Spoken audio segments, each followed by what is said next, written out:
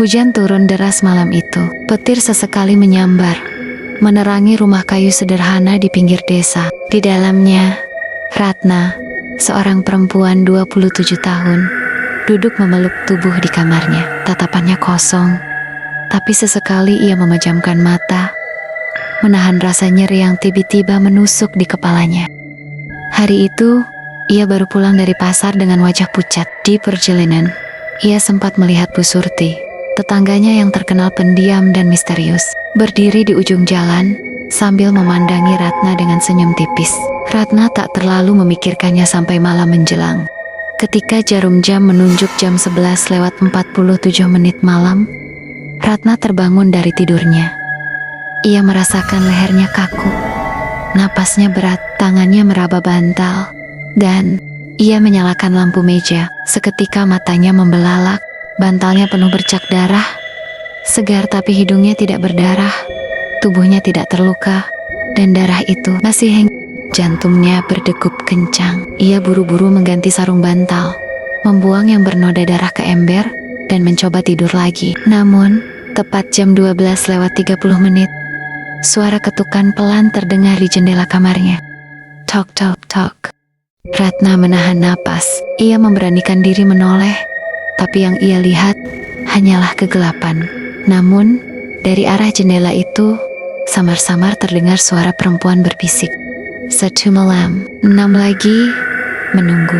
Ratna langsung menjerit, tapi ketika ia membuka pintu kamarnya dan berlari ke ruang tamu, ayah dan ibunya tidak terbangun sama sekali, seolah rumah itu hanya dihuni oleh dirinya seorang.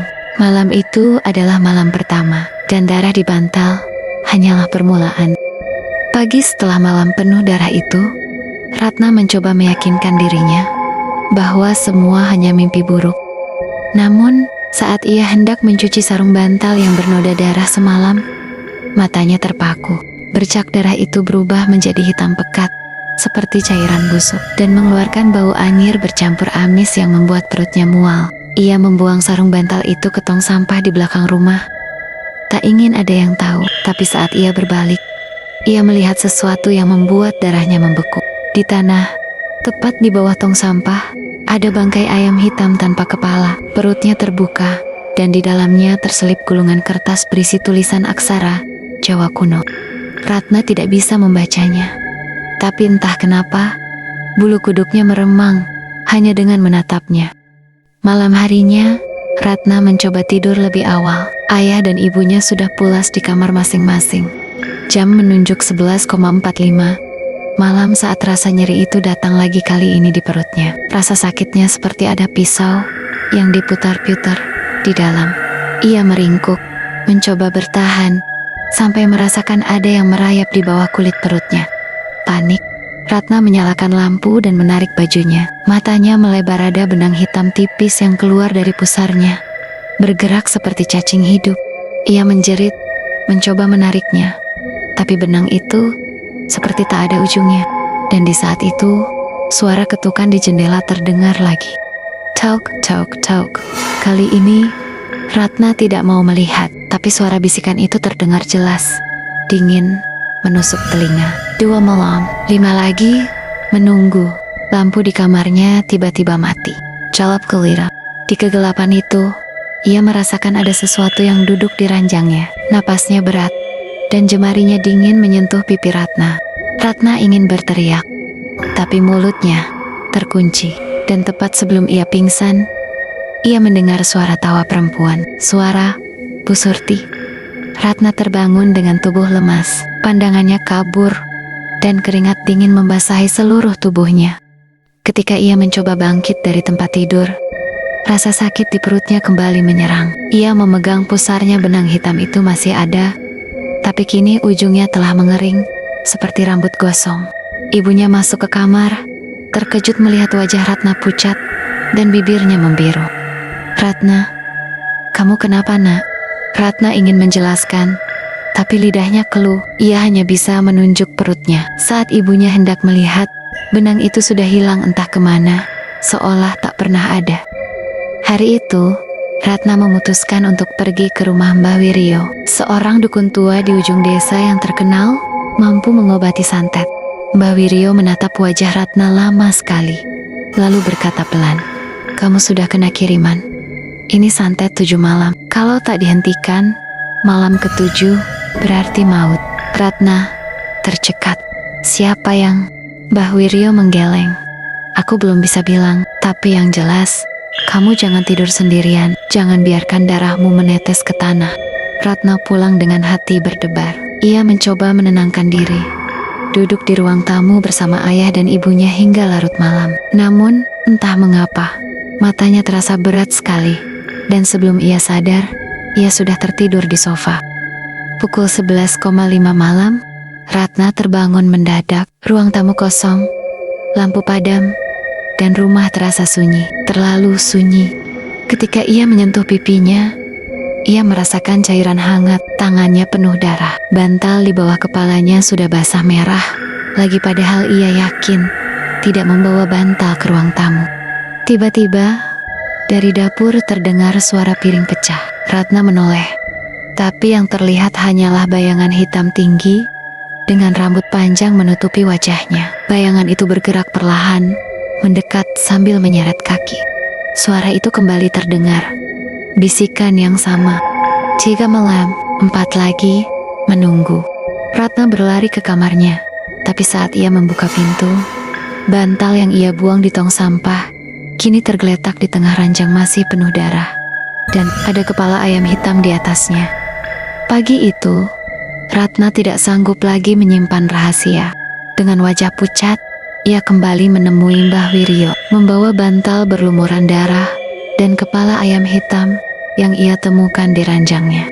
Begitu melihatnya, Mbah Wiryo menarik napas panjang. "Ini bukan santet biasa.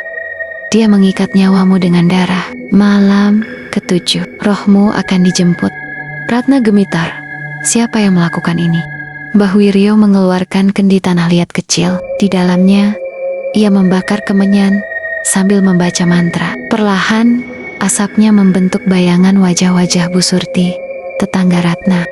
Ratna membeku, ingatannya langsung kembali pada tatapan tajam Bu Surti di jalan beberapa hari lalu. Kenapa dia melakukannya padaku? Mbah Wiryo menunduk addendum lama. "Tapi aku tak tahu apa. Yang jelas, malam ini kamu jangan keluar rumah, jangan membuka pintu, dan jangan menoleh kalau ada yang memanggil." Ratna pulang dengan dada berdebar. Sore menjelang malam, ia mengunci semua pintu dan jendela, duduk di ruang tamu dengan lampu menyala terang. Ayah dan ibunya ada di kamar. Ia bisa mendengar suara TV mereka. Jam 11,45 malam. Hawa di rumah berubah dingin. Lampu mulai redup seperti kehabisan listrik. Tiba-tiba, dari luar jendela, terdengar suara lirih memanggil. "Ratna, Ratna." Ratna memejamkan mata, menutup telinga. Ia ingat pesan Mbah Wiryo jangan menoleh. Namun, suara itu berubah menjadi jeritan marah. "Lihat, aku." Seketika, seluruh lampu padam. Jalap Toro. Ratna merasakan sesuatu merayap di lantai, mendekat dari arah jendela. Ketika kilat menyambar, ia melihatnya Bu Surti. Tubuhnya membungkuk seperti patah, matanya hitam penuh darah, dan di tangannya ada jarum panjang berlumur cairan merah. Bu Surti berbisik, suaranya serak dan basah. 4 malam, 3 lagi, menunggu.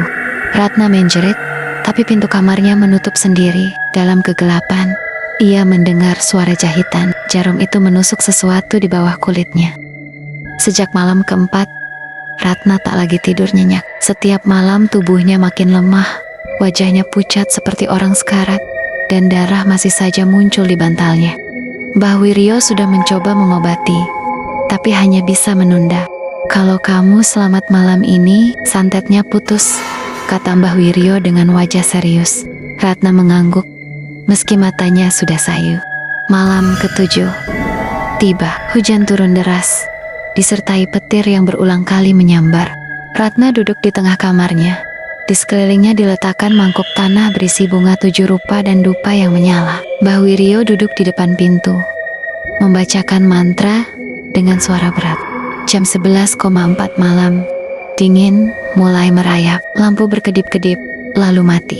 Di luar, Suara angin bercampur jeritan terdengar, seperti ratusan orang menangis bersamaan. Mbah Wiryo terus membaca mantra, tapi tiba-tiba Ratna merasakan darah mengalir deras dari hidungnya. Bantal di belakangnya sudah basah, tanda kematian semakin dekat. 11,5 malam. Suara ketukan di jendela kembali. Tok, tok, tok. Tapi kali ini, bukan hanya ketukan, paku-paku panjang mulai menembus dari luar, menusuk masuk ke dinding kamarnya. Bu Surti muncul di luar jendela. Wajahnya pucat kehijauan. Matanya membelalak, lidahnya terjulur panjang. 7 malam, waktumu habis. 11,58 malam. Mbah Wiryo mengangkat kendi tanah liat, menumpahkan air hitam ke lantai, dan darah dari bantal Ratna mulai merembes menuju kendi itu seolah tertarik paksa. Namun, Bu Surti menjerit marah. Tangannya menembus kaca jendela, mencengkeram kaki Ratna. Kuku-kukunya panjang seperti besi panas, membakar kulit. 11,59 malam. Ratna merasa tubuhnya terangkat, kepalanya berputar, dan telinganya dipenuhi suara-suara aneh. Mbah Wiryo, dengan suara lantang, berteriak.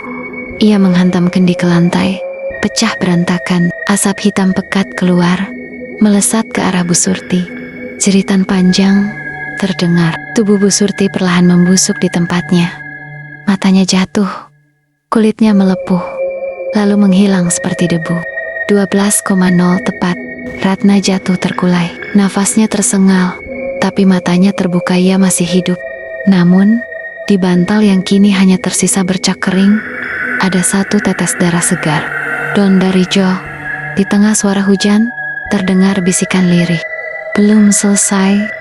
Ratna mengira semuanya sudah berakhir. Tubuhnya lemas, tapi ia lega saat melihat Bu Surti hancur jadi debu di hadapannya. Mbah Wiryo menatapnya dengan napas terengah. Kamu selamat. Untuk sekarang. Malam itu Ratna tidur tanpa mimpi. Namun, saat fajar datang, ia terbangun karena merasa pipinya basah. Ia mengira itu keringat, tapi ketika meraba, tangannya penuh darah segar. Jantungnya berdegup keras. Ia memandang bantalnya masih bersih, tapi tetesan darah itu jatuh dari atap kamarnya. Dengan leher kaku, Ratna menoleh ke atas. Ada tubuh tergantung di plafon, berputar perlahan. Kulitnya mengelupas, matanya kosong, dan dari mulutnya keluar benang hitam panjang yang menjuntai hingga menyentuh wajah Ratna. Saat cahaya pagi menyentuh wajahnya, Ratna sadar itu adalah dirinya sendiri, versi yang sudah mati dan membusuk.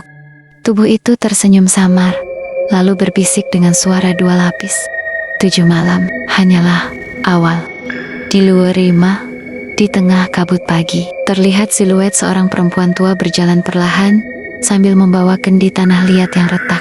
Kendi itu mengeluarkan suara tangisan ratusan orang.